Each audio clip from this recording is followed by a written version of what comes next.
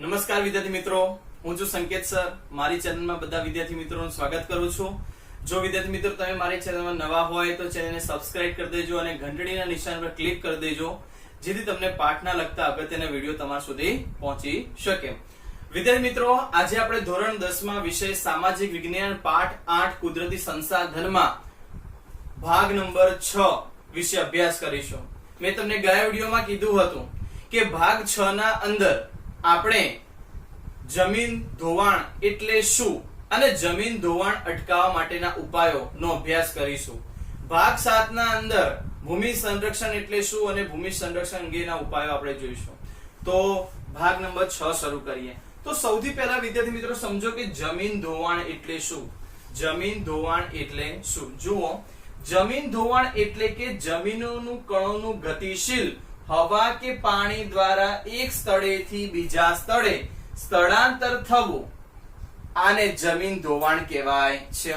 ટૂંકમાં જમીન ધોવાણ એટલે શું? સરળ ભાષામાં તમને કહું વિદ્યાર્થી મિત્રો કે જે જમીનનું ધોવાણ છે એ જમીનનું ધોવાણ ખાસ કરીને હવા, પાણી ને કારણે જમીનનું ધોવાણ થતું હોય છે.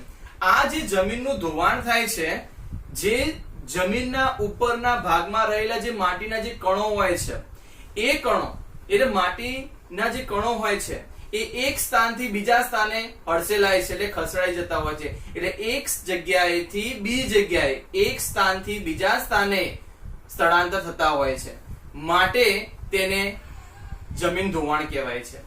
જમીન ધોવાણમાં કઈ ઘટના બને છે કે ઉપજાઉ જે જમીન હોય છે એ ઉપજાઉ જમીન બિન ઉપજાઉ બને છે. કેવી રીતે?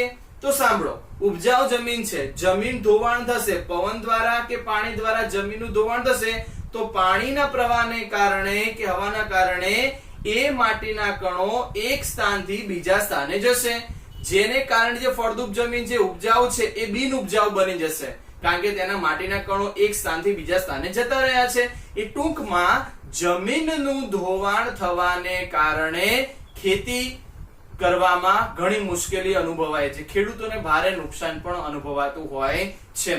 તો આવું જે જમીન ધોવાણ થતું હોય છે એ જમીન ધોવાણને અટકાવવા માટેના ઉપાયો શું છે, જમીન ધોવાણ ને વિશે વિગતે આપણે અભ્યાસ કરીશું. જો વિદ્યાર્થી મિત્રો, જમીન ધોવાણ, તો પહેલી વસ્તુ તમને ખબર પડી કે જમીન ધોવાણ એટલે શું. જમીન ધોવાણ એટલે કે માટીના કણો ગતિશીલ હવા, પાણી ને કારણે એક સ્થાનથી બીજા સ્થાને ખસેડાઈ જાય છે, જેને કારણે જમીનનું ધોવાણ થતું હોય છે. એ જમીન બિન ઉપયોગી બની જાય છે. ઉપલા જમીનના કણોનું ઝડપી કુદરતી બળો દ્વારા અન્યત્ર સ્થળાંતર થઈ જવું, તેની ઉપર પડ બનતા વર્ષો લાગે છે. તેના જમીનના કણો ભારે વરસાદને કારણે તોફાની પવનોથી થોડા દિવસોમાં ખેંચાઈ જાય છે, તો ખેત ઉત્પાદન ઘટે છે. વિદ્યાર્થી મિત્રો, અહીં સ્પષ્ટ તમને કહેવામાં આવ્યું છે કે જમીનનું ધોવાણ જે છે એ માટીના કણો જે હવા કે પાણીને કારણે ગતિશીલ રહે છે, એટલે કહેવાય કે એક સ્થાનથી બીજા સ્થાને જાય છે, જેને કારણે બિન ઉપયોગી જમીન બને છે. અહીં એક બીજી પણ વાત કરી છે કે ધોધમાર વરસાદ વરસે છે. તમને ખબર છે કે વરસાદ વરસે છે તો પાણી જમીન ઉપર પડે છે અને પાણીનો પ્રવાહ ખૂબ જ ગતિથી આગળ વધે છે, એટલે કહેવાય કે જમીનના ઉપરના ભાગમાં જે માટીના કણો છે એ કણો પાણીના પ્રવાહના સ્થાને એક સ્થાનથી બીજા સ્થાને દૂર ખસડી જાય એટલે હડસેલાય છે, જેને કારણે જમીન બિન ઉપયોગી એટલે કે જમીનનું ધોવાણ થતું હોય છે. જમીનનું ધોવાણ થતા ખેત ઉત્પાદનમાં ઘણી મુશ્કેલી નડે છે અને આ જે જમીન બને છે એને બનતા ફળદ્રુપ બનતા જમીન ફળદ્રુપ બનતા વર્ષો વીતી જાય છે, પછી આવી ફળદ્રુપ કે ઉપજાઉ જમીન બને છે. પરંતુ જમીન ધોવાણ થવાને કારણે તે બિન ઉપયોગી બિન ઉપજાઉ બની જાય છે. ઓકે, પણ આ જમીનનું ધોવાણ થવાનું કારણ શું છે? ભારે વરસાદને કારણે કે તોફાની પવનને કારણે માટીના કણો એક સ્થાનથી બીજે સ્થાને જતા હોય છે, જેને કારણે ખેત ઉત્પાદન ઘટે છે. આ પડની જાળવણી ખેતી માટે અત્યંત જરૂરી છે. આથી જમીનનું ધોવાણ અટકાવવું જોઈએ. વિદ્યાર્થી મિત્રો, ફરીથી તમને કહી દઉં કે જમીનનું ધોવાણ શું છે. જમીનના ધોવાણ વિશે તમને વાત કરું કે જમીનનું ધોવાણ એ પાણી કે હવાના કારણે જમીનનું ધોવાણ થાય છે. પાણી કે હવાને કારણે એક સ્થાનથી બીજા સ્થાને માટીના કણો દૂર ખસડી જાય છે એટલે હડસેલાય છે, જેને કારણે જમીનનું ધોવાણ થાય છે. જમીનનું ધોવાણ થવાને કારણે જમીનના ઉપરનું પડ એ બિનઉપયોગી બને છે. જમીનના ઉપરનું પડ બનતા, ફળદ્રુપ જમીન બનતા ઘણા વર્ષો લાગે છે, ત્યારે આ જમીન બનતી હોય છે. પણ જમીન ધોવાણ થવાને કારણે આ જમીન ઉપજાઉમાંથી બિનઉપયોગી બને છે. તો તમને પ્રશ્ન પૂછવામાં આવે વિદ્યાર્થી મિત્રો કે જમીનનું ધોવાણ થવાનું કારણ શું છે? તો જમીન ધોવાણનું કારણ એક જ છે. કયું કારણ? પાણીના પ્રવાહને કારણે કે હવાને કારણે. બીજું પણ કીધું છે કે ધોધમાર એટલે ભારે વરસાદ થવાને કારણે કે તુફાની પવનોને કારણે કેટલાય દિવસ સુધી તે ખેંચાઈ જતા હોય છે. આમ ભારે વરસાદને કારણે, તોફાની પવનોને કારણે જમીનનું ધોવાણ થતું હોય છે. જમીનનું ધોવાણ થવાને કારણે ખેત ઉત્પાદનમાં ઘટાડો થાય છે. ખેડૂતો માટે ખૂબ મુશ્કેલી ઉત્પન્ન થાય છે. માટે જમીનનું ધોવાણ અટકાવવું ખૂબ જ જરૂરી છે. તો વિદ્યાર્થી મિત્રો, તમને આટલું વસ્તુ ખ્યાલ આવી ગઈ. જમીન ધોવાણ વિશે થોડું ઊંડાણમાં આપણે માહિતી મેળવીએ. પહેલી એની વ્યાખ્યા આપી છે, મેં તમને આગળ સમજાવી એ જ વ્યાખ્યા છે. જુઓ કે જમીનનું ધોવાણ એટલે શું? કુદરતી પરિબળો દ્વારા જમીન કે માટીના કણો એક જગ્યાએથી બીજી જગ્યાએ હડસેલા એટલે એક સ્થાનથી બીજા સ્થાને જતા રહે છે, જેને આપણે શું કહીએ? જમીનનું ધોવાણ કહેવામાં આવે છે. જમીનનું ધોવાણ બે રીતે થાય છે. વહેતા પાણીને કારણે કે હવાને કારણે થતું હોય. હવા એટલે પવન દ્વારા, ભારે વરસાદને કારણે, તોફાની પવનો દ્વારા થાય છે. એટલે કહેવાય કે જમીનનું ધોવાણ પાણી કે હવાને કારણે થતું હોય છે. હવા એટલે પવન દ્વારા થાય છે. તો જમીનનું ધોવાણ વહેતા જળ અને પવન દ્વારા જમીનનું ધોવાણ થાય છે. વિદ્યાર્થી મિત્રો, અહીં કીધું જમીનના ધોવાણ થવાની મુખ્ય 3 પદ્ધતિઓ છે. જમીન ધોવાણ તો થાય છે, કીધું કે જમીનનું ધોવાણ થયું, પણ જમીન ધોવાણ થવા માટેની 3 પદ્ધતિઓ છે. પહેલું કે છે કોતર ધોવાણ, બીજા નંબરે પડ ધોવાણ, ત્રીજું છે પવન થકી ધોવાણ. તો વિદ્યાર્થી મિત્રો, કોતર ધોવાણ, પડ ધોવાણ અને પવન થકી ધોવાણ, આના વિશે માહિતી તમને પાઠ્યપુસ્તકના અંદર આપેલી નથી. બરાબર? તો જુઓ, કોતર ધોવાણ, પડ ધોવાણ અને પવન થકી ધોવાણ. ધોવાણથી કૃષિ યોગ્ય જમીન બિન ઉપયોગી બને છે. મેં તમને આગળ જ વાત કરી. બગાડા રાખો. જમીન ધોવાણ થવાને કારણે જે કૃષિ ઉપયોગી જે જમીન હોય છે, એ જમીન ઉપયોગીમાંથી બિન ઉપયોગી બનતી હોય છે. કેમ આવું? કારણ કે ઉપરનું પડ બિન ઉપયોગી બની જાય, માટીના કણો એક સ્થાનથી બીજા સ્થાને જતા રહેશે, જેને કારણે જમીન ઉપયોગમાંથી બિન ઉપયોગી બની જશે. એટલે ખેડૂતો માટે પાક કરવો બહુ મુશ્કેલી બનતી હોય છે. એટલે કહેવાય કે જમીન ધોવાણથી કૃષિ યોગ્ય જમીન ઉપયોગમાંથી બિન ઉપયોગી બની જાય છે. આ પ્રકારની જમીનને ભૂમિગત જમીન એટલે ખરાબી ભૂમિ પણ કહેવામાં આવે છે. ચંબલ ને ખીણમાં આ પ્રકારે તૈયાર થયેલી ભૂમિને કોતર ધોવાણ. વિદ્યાર્થી મિત્રો, તમે જુઓ ધ્યાનથી કે અહીં જમીન ધોવાણ થવાની પદ્ધતિ કેટલી? 3 પ્રકારની પદ્ધતિ છે. કોતર ધોવાણ, પડ ધોવાણ અને પવન થકી ધોવાણ. તો કોતર ધોવાણ એટલે શું? પડ ધોવાણ એટલે શું? અને પવન થકી ધોવાણ એટલે શું? તો સાંભળો પહેલા કોતર ધોવાણ. કોતર ધોવાણ કોને કહેવાય? કે ચંબલ નામની જે ખીણ છે, એ ખીણમાં તૈયાર થયેલી ભૂમિને કોતર ધોવાણ કહેવામાં આવે છે. વિશેષની વાત કરીએ તો પવન થકી ધોવાણ. પવન થકી ધોવાણ કેવી થાય છે? કે રણ પ્રદેશ શુષ્ક ક્ષેત્રોમાં હોય છે, અને રણ પ્રદેશના અંદર જે રચકણો હોય છે, હવા દ્વારા, પવન દ્વારા, તોફાની પવનો દ્વારા તે જમીનનું ધોવાણ થતું હોય છે. જો કીધું છે કે રણ પ્રદેશના શુષ્ક ક્ષેત્રોમાં જમીનના ઉપલા સ્તર એટલે ઉપલા પડમાં રહેલા રેતીના કણો કે માટીના કણો ઉડે છે, જેને કારણે જમીનનું સ્થાન એક સ્થાનથી બીજા સ્થાને માટીના કણો દૂર જતા રહે છે. તેથી પવન થકી ધોવાણ થતું સાબિત થાય છે. આમ અન્ય ક્ષેત્રના વિસ્તારમાં નિક્ષેપિત કરીને એટલે કહેવાય કે પડ ધોવાણ એટલે જમીનના નિક્ષેપણ એટલે કે પાણીના પ્રવાહને કારણે, ધ્યાનથી સાંભળજો, પાણીના પ્રવાહને કારણે પાણી ઉપર વહે છે અને પાણીના પ્રવાહને કારણે જમીનના નીચેના માટીના કણો પાણીના પ્રવાહથી એક સ્થાનથી બીજા સ્થાને ખસેડાય છે, એટલે કહેવાય છે પડ ધોવાણ. એટલે કે આવા અન્ય ક્ષેત્રોમાં નિક્ષેપ કરે છે. જમીનનું ધોવાણ કેટલાક સંકટોમાં, કેટલાક ક્ષેત્રોમાં સંકટ ઉત્પન્ન કરતો હોય છે. જમીનનું ધોવાણ સંકટ કેવી રીતે ઉત્પન્ન કરે છે કે જમીનનું ધોવાણ થકી પ્રશ્ન ખેડૂતો માટે, પાક માટે બહુ મોટો પ્રશ્ન ઉભો થાય. વિદ્યાર્થી મિત્રો, મેં તમને અહીં જમીન ધોવાણ એટલે શું, જમીન ધોવાણ કેવી રીતે થતું હોય છે, જમીન ધોવાણ થવાની પદ્ધતિઓ કેટલી છે, જમીન ધોવાણ થવાનું કારણ શું છે, આ બધી આપણે અભ્યાસ કર્યો. તો આ જે જમીન ધોવાણ થાય છે એ જમીન ધોવાણ થવાને કારણે એક પ્રશ્ન ઉભો થાય છે. કોના માટે? કૃષિ એટલે કે ખેડૂત માટે ઉભો થાય છે. ખેડૂતોને ખેતી કરવા માટે બહુ મુશ્કેલી ઊભી થતી હોય છે, માટે પાક થતો નથી. એટલા માટે આવા જે જમીનનું ધોવાણ થઈ રહ્યું છે એ જમીનના ધોવાણને અટકાવવા માટે કેટલાક ઉપાયો હાથ ધરવા જોઈએ.